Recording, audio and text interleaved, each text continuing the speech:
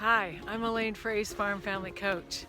I'd like to talk to you about living intentionally, embracing change with the cycle of renewal. As a Hudson Institute coach back in 2003 where I was certified, I learned a very helpful map for helping women and men work out that polarity of work and play in their lives and the many roles that we have. Behind me is the only Scotch pine tree on our farm.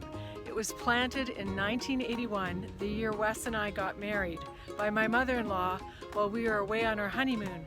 I had been given the tree as a gift to celebrate the International Peace Garden's 50th anniversary. And trees are a great metaphor for living intentionally. There is no garden without a gardener, and trees don't grow unless they're planted intentionally.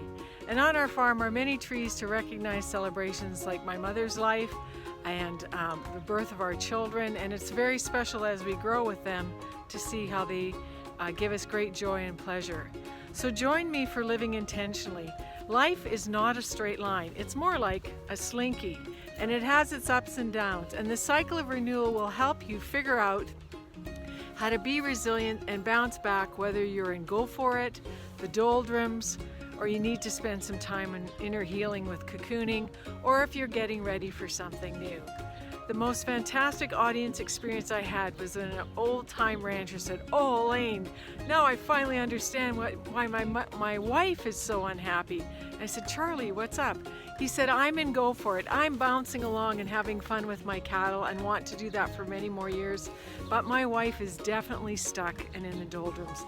And I helped show him what he needed to let go of, what he needed to take on, and what he needed to move on in order to have a mini transition for both of the couple to get back to a place where living intentionally was really going to work for them.